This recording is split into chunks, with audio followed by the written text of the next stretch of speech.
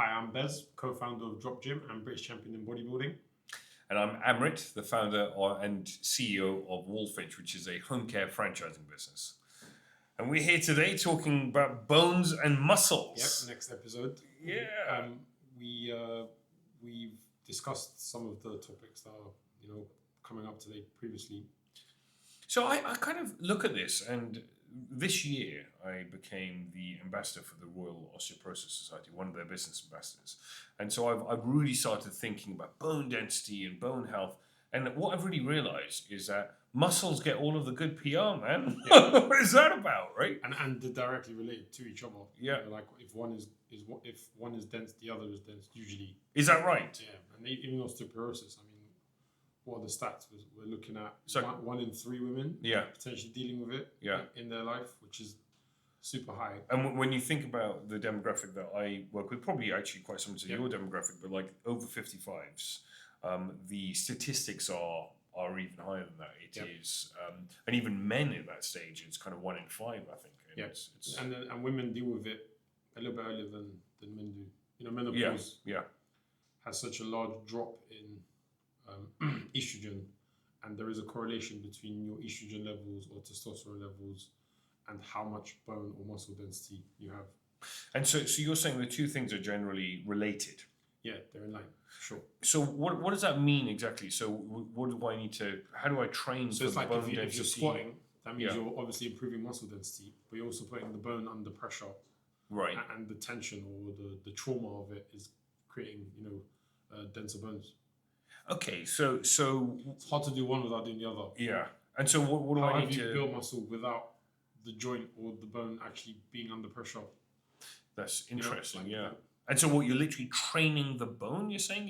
You're making the bone stronger? So you're putting under so like let's say a man is 60 years old and he has a huge drop off in testosterone by that point.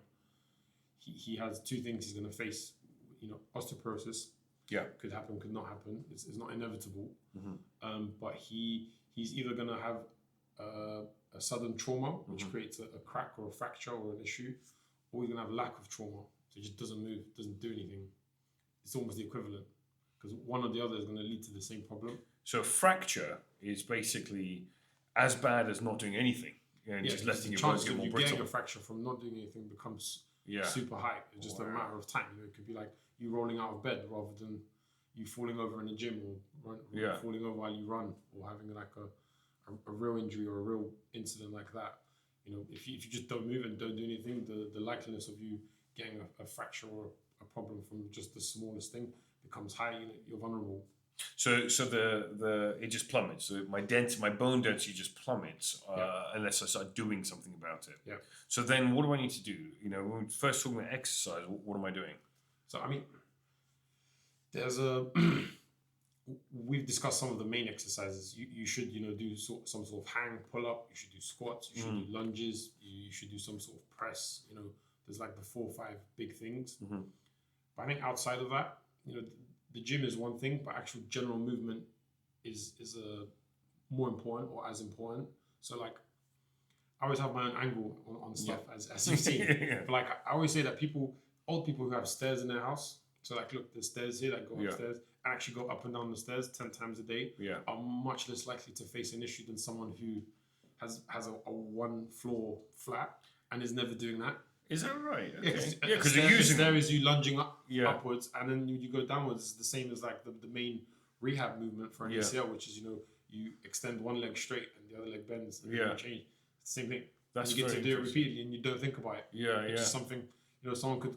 If you get someone to go on a stairmaster for 10 minutes, they're like, it's a lot. It's a lot. In your house today, because you had a day off, you've done the stairs 50 times anyway. Yeah. You just didn't like complain about it or even notice. Yeah, and there's a purpose for it, right? As opposed to just the purpose is to be in pain. So and there's I always look at like the older generation from my own country, where it's like very poor, and they did certain things, which was seen as strenuous maybe for an old person, but actually kept them really healthy. Yeah. Like they would squat to go to the toilet. Yeah. Yeah. Who now in their 70s just squats once a day. Yeah. Yeah. And holds a squat for more than 10 seconds rather than 10 minutes. They would sit down, cross their legs and sit upright. Yeah. Can you cross your legs? Can like the average 55, 60-year-old in this country actually hold that posture for longer than, 5-10 minutes. They would, farming, labor jobs, maybe they look at the chickens, the cows, whatever it might be, but this kept them healthy, mentally and physically. No, it's really interesting, actually. I look at my my grandfather and his father, his brother, actually, they both passed away, but his brother passed away at almost, he was just shy of 100. And, I come from a farming family. Right? I bet he did all those things. I mean, and also in his later years, he just started doing yoga. And I remember sitting with him once. He must have been in his early 90s. And he says to me, he gets into like a cross-legged position and raises himself up and holds him there. With his legs crossed. Can you do it? And I was like, no, exactly. This is embarrassing. He's like almost 100 years old. Yeah, it's like the world becoming more sort of mechanical and developed has taken away some of our healthy habits. That's very interesting. So we've got exercise, but also our day-to-day living, which I think is really movement. Yeah, that movement is really interesting. So even walking, going for a walk with your friend. I've said it before. It's like physical plus mental, and those two things are also in line. Yeah, I think, and this is one of the things I find that works. Home care. Actually, sometimes we're employed just for that, just to go for a walk with somebody, because it's that mental stimulation, but also physically. That weight-bearing exercise is really, really intriguing. Yeah. It's like if you have a neighbor and you think they're really deteriorating in terms of physical health and they're very lonely, let them walk your dog once a day. You're probably adding a couple years to their life. So what is your day-to-day? As ridiculous as that sounds. Yeah, I mean, it's true though, right? Yeah, it's I mean, you could rent dog walking out. It's like you pay me to walk my dog. Yeah, exactly. That's your new. There's a bolt on to Walfinch here. So right, okay. So what's your daily routine look like? What sort of movement do you get in a day? For myself, yeah, well, I PT so much, and I recruit trainers and train the trainers, and I'm like showing them examples of.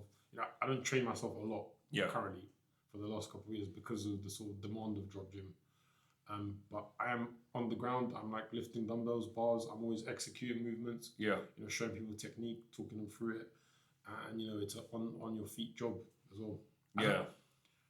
The only time I've lifted some pretty heavy loads and done some pretty good numbers on things from a very young age. The only time I've ever had back pain in my life is COVID.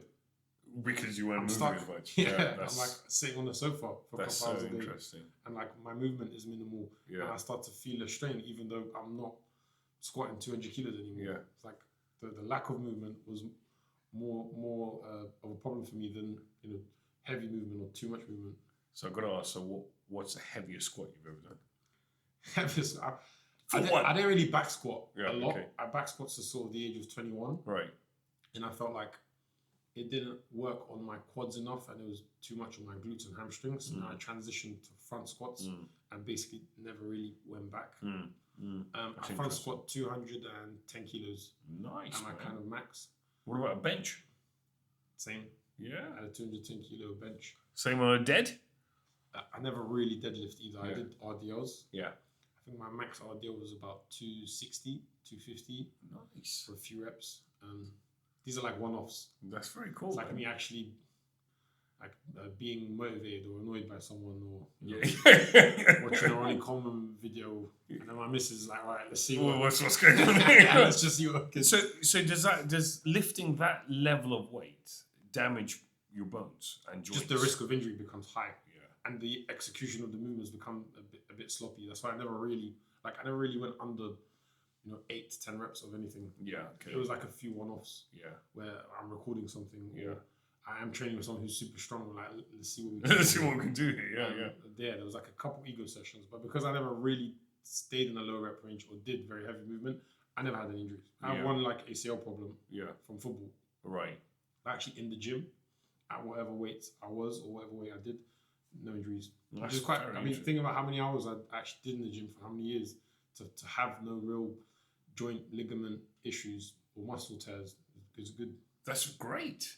And so how does food play a part in this? We hear about like milk being, this is it, the golden syrup for children. Hey, drink this and your bones will be very strong. So I agree that golden syrup is Maybe don't drink golden syrup. Maybe you can mix the two. I think milk is the densest calorie and densest micronutrient food that there is. Okay. The issue is that in this country, do we get proper milk? Yeah. You're speaking about your grandfather, right? Yeah, he just drank it straight from the cow, right? It was warm. That's proper milk. Well, the first time I drank milk from a cow, I thought it was disgusting, first of all, and also I couldn't understand why it wasn't so nice and fresh and cold. I was like, what the hell is this? Exactly. It was unbelievable. I was like, you kind of drinking direct warm milk. It just you're mentally not prepared for it. There's another thing with the older generation, right? You're saying he's a farming background. He would have eaten real eggs. Yes. Which is, we've discussed before, the best food outside of maybe milk. There's like salmon, there's like in the top 5 list.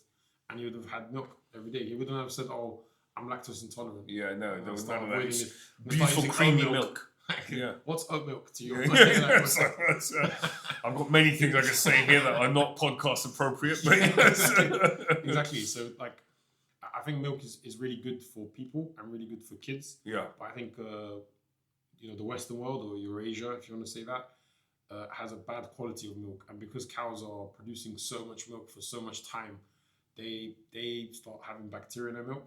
That's why it has to be pasteurized. Okay. Yeah, it's like the tit gets infected. Yeah. And then you get like bad feedback from that, and it has to be pasteurized. It has to be filtered for us to be able to drink it and tolerate it. The rules in UK for how bad milk can be are quite intense compared to America. Yeah. Okay. And America would have a much more lactose intolerant population than us.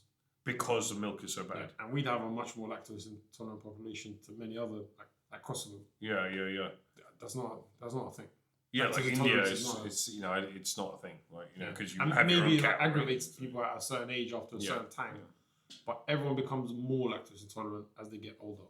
That's like a kid can take 100% of their nutrients and calories from milk. Yeah. And then as they become a toddler, it becomes 50%. And as they become a teenager, it becomes 10%.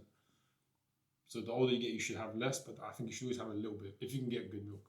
If you're drinking like, crap, that's not organic, then maybe not. We started getting a milk delivery recently, You started taking it? Yeah, started getting it. I was like, and actually, the milk is way better. Yeah, it's like creamier milk. We also get eggs, but got a load of issues with those eggs in that the fox comes in, damn clever fox, opens a box, takes the eggs. And disappears. I mean, dude, honestly, there's no shells anywhere. I only know it because I see it on the camera. I'm like, how is this happening? There's a backpack. Now I've got sort of like bags higher up and all this. Yeah. I've got a whole thing going on with the milkman. There's a whole. We've got a whole anti-fox egg routine. So that's great. A good shout to, and breast milk is also super valuable. Yeah. Breast milk is the superfood of the world. And like in UK, I think it's 1% of women carry on breastfeeding beyond 6 months. It's super low. Yeah. In my country, 1% of women don't breastfeed for a year and a half or 2 years. It's like a complete opposite. My wife runs a pre-postnatal training sort of program and business with some of our clients, but also outside of our gym. Mm-hmm. And this is something she kind of tackles all the time. It's interesting. Like women in Western society, they want to socialize and drink a little bit and have wine and do certain things that you shouldn't be doing while you're breastfeeding. So I think that plays a part. But also, it's tough. I mean, it's tough. Yeah, I mean, it's also the practicality of life, right? You're working, thing attached to your chest for for many hours a day. I've got friends of mine, or even my wife, who was like literally, gave birth and has to tune into work right there. She runs her own business, so it's like, well, what do you do with that, right? Yeah. It's very interesting. So what else is there? So I think calcium and vitamin D are the most crucial things. Vitamin D you could get from sitting in the sun. Yeah. Now, unfortunately, we don't. Good luck with that in London, right? This light that's like that is the equivalent. Yeah. And getting a good concentration on vitamin D from food is pretty hard. So I think that's something that is almost like a crucial supplement, like D3. Okay. If you were to get from natural food, it would be like salmon or eggs or almonds. I think almonds have pretty high vitamin D. Is that right? And then calcium, comes from milk, from leafy greens. If I had to two things. You know, like spinach doesn't, the calcium in spinach doesn't absorb well in your gut, so it has high calcium, but actually you shouldn't have too much of it. And kale and broccoli are the best greens. Kale and broccoli. Okay, great. So milk, kale, broccoli, salmon, eggs. Great. Okay, that's a shopping list. Still not as effective as training and movement, though. Yeah. Well, yeah, but you combine those two things and it becomes something. Right? And Western world, we would much rather take medication for to avoid osteoporosis rather than do the daily habits, which are difficult and like a higher hour demand than just taking 2 pills in the morning. So the Osteoporosis Society have just recently released this bone check, and it's essentially this survey questionnaire, and it talks about your lifestyle and so on. Do you want to do it now? Yeah, let's do it right now. Are we doing a questionnaire? Let's just do it. Go on. Right. Right. Shall I'll do. You can do me first. I might lie a little bit, but not too much. Right. So, If we fail, we'll just like, cut yeah, that so bit out. do you drink Yeah. that? Depends. Is my insurer listening? Okay, this is the Royal Osteoporosis Society Great British Bone Check. Start. How old are you? 38. 33. Okay. Are we just answering like that? Back to back? Yeah. I'll do Amrit first, then I'll do. Okay, fine. Okay, go. separate ones. Are you a man, a woman? Prefer to self-describe? Prefer not to say. I'm a man. I'm a man. So, unless my wife's around. Okay. Ethnic group. British Indian. Yeah. Or Indian. It's, Got it. should probably know that Height. one. Don't worry about it. My height is 7 feet 2. No, it's 6'1". In centimeters, that is. 6'1" is how many centimeters? Yeah, I would have thought maybe more like 200, but okay. Kilograms? As of this morning, 101 and a half. I'm going to put 102. All right, 102. Okay, I'll put 101. No, put 102. Yeah, it's err on the side of caution. After a couple of coffees, you might go to 102, right? Next. Have you broken a bone easily following a minor bump, trip, or fall? No, Has your mother or father ever broken a hip? no. It's fresh milk. It's direct Do you from the cow. have any of these medical conditions? No. Arthritis, No. low estrogen or testosterone? You said No, no. no. You got none of these. Any other good ones? Parathyroid disease. I'm not sure what that is, but probably not. Conditions that affect how your body absorbs food, like Crohn's. No. Neurological conditions that make your dyspraxia. Or No. Sclerosis. None of these. No. Okay. Do you take any of these medications? Steroid. Nope. Epileptic drugs. Breast cancer treatments. Nope. Prostate cancer treatments. Nope. None of these. Okay. Do you take a daily vitamin D supplement or multivitamin that includes vitamin D? Yes. Really? Yeah. A drip, actually, it's the oils. Vitamin D oil. Yeah, it's Well, like I I'll show haven't you. seen You know the AG1. I'll What show, does it show, taste we're not Oh, yeah, in no, partnership AG1. with You're AG1, right, so yeah. so they have a drop as well. Yeah. But we are happy to be in partnership with AG1 if AG1's listening. Do you get enough calcium? 700 milligrams? I don't know, what is that? What is 700 milligrams? How many coffees is you know that? what? There's a question that says how much is 700 milligrams? 2 slices of bread, 1 small matchbox-sized piece of cheese, Yeah, 3 tablespoons of broccoli, 1 Yeah. orange, and a glass of milk. all together, as in all of that in one go. That has to be your breakfast. Yeah, I mean that's You were not sure if you're not sure. You'd get Yeah, I that think volume so. I of- mean, you would that volume of I'll probably calcium. get that. You know. Okay. That's pretty standard, yeah. Okay. Last couple questions. Do you drink more than 14 units of alcohol a week? No, but also how much is 14 units? Right, yeah. I can say no. No, but seriously, like 5 what beers? is that? 5 beers? Is it? Something like that, yeah. Do you currently smoke any tobacco products? No. No. Do you usually do the recommended amount of exercise? Yeah, drop gym. Yeah. Right. Few results. Okay, here we go. Well done for taking an important first step for your bone health. You don't currently have any of the main risk factors for osteoporosis. Hey, That's good. you made it. Made it through. Bez, do you want to do one as well? Yep. Let's stop lying about being 33, for goodness sakes. Okay. I want to change mine. I'm 28. It would have been a bad launch for your osteoporosis. Yeah. If you have it yourself. That's why I'm involved. Royal Osteoporosis Society, bone check. How old are you, Bez? 33. Are you a man, a woman? Man. Ethnic group? White European. Yeah. Height? 5'10", 5'11", centimeters, like 180. How many? 180, I think. Kilograms? 102. Very nice. Is that the same? Yeah. I just kind of sit around that 102, 103. Well, maybe our fat percentage might be slightly different, but mine is. I'm like 25 kg down. I was going to say I'm down 10 kg because of you chaps. I used to sit like 122 to 130. Nice. Have swearing you on the pod, please broken a don't. bone easily following minor bulk No. or fall? No. Has your mother or father ever broken a hip? No. I feel like you're on a good track here. Do you have any of the medical conditions that we'd mentioned previously? Do you take any of the medications we mentioned previously? No. Do you take daily vitamin D supplement or multivitamin? I don't currently, actually.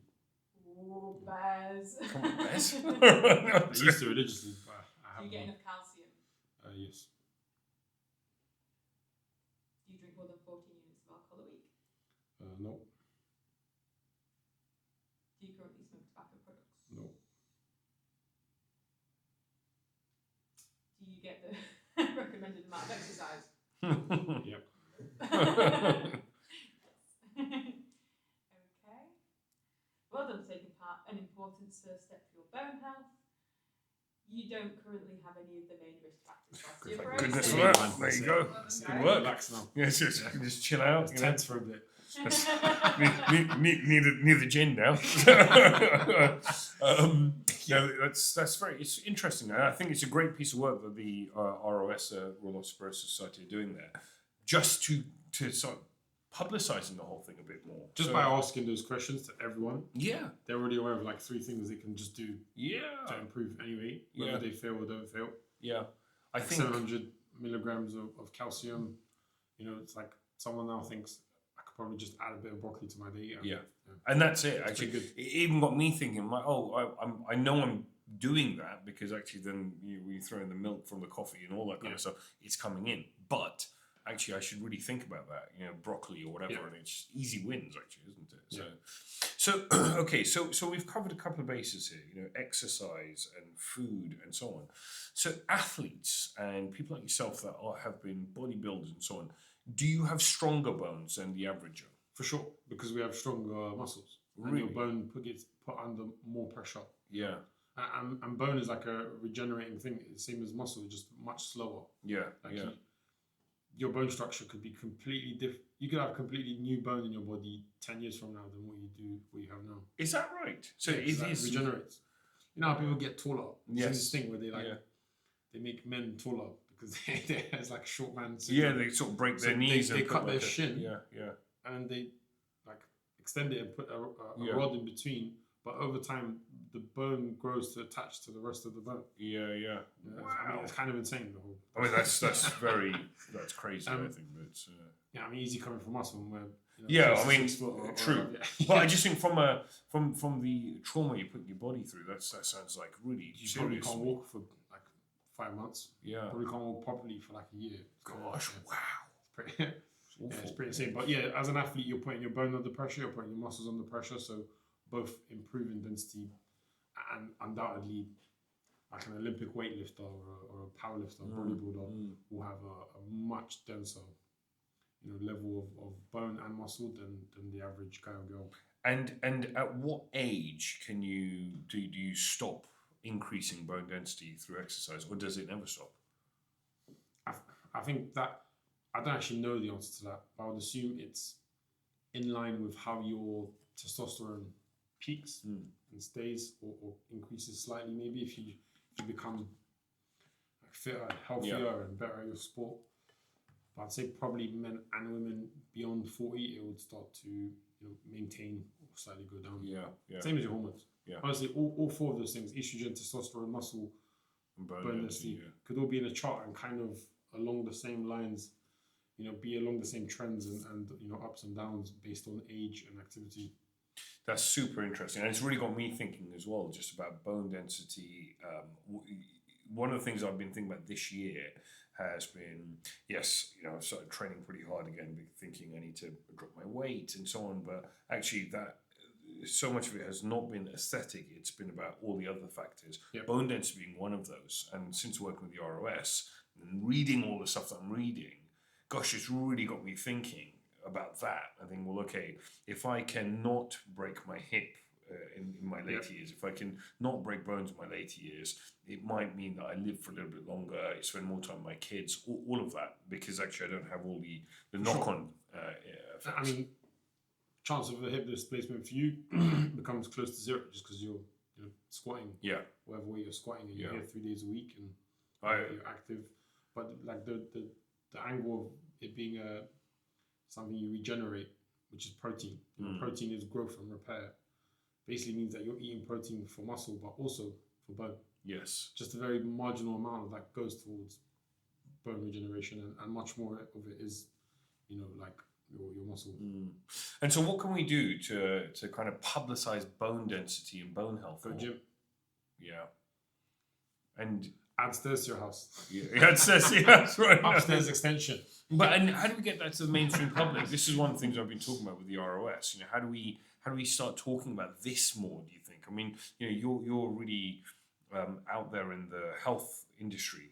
How do we get that to the mainstream public and start talking about bone health? But I think when you try and make something two separate paths, people end up doing either, or being overwhelmed. So to tell them that training and eating well and eating high protein and healthy fats and calcium and having vitamin D, which you should have for someone who goes gym anyway, in line helps with your bone density anyway, is good, because then they're much more likely to go to the gym and tick both boxes. Yeah, nice. I mean, I'm always against like having many different angles and more boxes to tick, because then people end up ticking nothing. No, that's really interesting.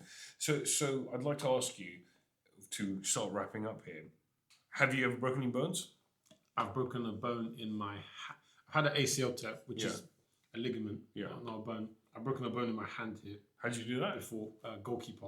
Okay, all right. Not, got a lot of football injuries there, right? No, just messing around. But put a big guy, he's 130k, put him in the goal, he'll just cover the goal, right? And outside of that, I don't think, I've never had any. How long did that take to recover? It took, my that part of my hand actually has never felt exactly the same. Yeah. The recovery process was really interesting though, because you go to hospital and they scan and like there's the issue, and they just attached both my fingers together. Oof. Yeah. That's it. Yeah, and just let it heal. Yeah, they put a cast on it for a couple of weeks, and they said don't do anything with this hand. Yeah. And because it's in line with my other finger, it's kind of like the shins, right? You put a rod in, and they help each other, and eventually, your bone grows itself. That's very That cool. is crazy. Like to heal bones, they really do just say, "Oh, that's terrible. You've broken a bone. Now don't do anything with it. Now just wait." Do you know what I mean? That is mad, isn't it? I mean, it depends on what kind of break or fracture you have. Yeah. Because obviously, if it's completely misaligned, they have to get in there. But if it's like broken but still in the same line, they can literally just say, "Don't move. Don't put pressure on it, and let it kind of grow over time." Yeah, I think it's like Spend, who yes. you know. Yeah, with his collarbone. In 3 places. Yeah, jeez. I'm like, damn, this is going to be a crazy procedure, but it's actually a very simple procedure. And they just said, don't lift your arm, don't lift anything with your arm. Yeah. And it'll fix itself. I think from everything I'm hearing, I think there's going to be a gear shift change in how they treat broken bones. Yeah. I think they're going to start talking about actually, well, you should be being active with broken bones, because what we're doing is making them really brittle in that time. And if I think about, again, the Osteoporosis Society, one of the big pieces there that I've heard so many people talk to me about, and we're preparing a white paper actually around this whole piece, and it's really talking about that and what you can do for recovery and so much of it is actually activity. Yeah. And I think prevention rather than well, and even once you've done it, so I think there's some interesting bits there. I mean, I broke my toe last year. It was a very heroic act in closing the door, and I close it one way toe. It's like I've never done that before. Yeah, I mean, like, what? Just move your foot, man. Like, come on, just move it, But it literally just, snapped my nail right off, and my toe was broken. We were about to travel to Cornwall the following day with 2 kids and my heavily pregnant wife, so she had to drive the whole way there, and it was bad. Oh, you still went? We still went. Like, hey, look, we're going to carry on, right? But and what was recovery for that? It was. No, I just had to just leave it alone. Yeah, there's only so much you can do with your toe, Yeah. right? Yeah, I still have to walk around, whatever. I'm assuming that story changes based on who asks as well. Yeah. So, but it was horrible because A, it was really painful. B, it was simple things like, how do I have a shower when I've got the cast on, and how do I walk around? Yeah. And we were at the beach, and so I'm there with like a black bin bag around it and whatever, and it was just like. It was awful, actually. It was just very painful, but it was interesting when you start thinking about bone health and how do you prevent, and even at my age, where I'm sort of otherwise fit and healthy, something like that really change your life. It changes your life in like 1 second. But so that's been really interesting. Thank you very much for that, until next time, man. Until next time, man. See you. Right.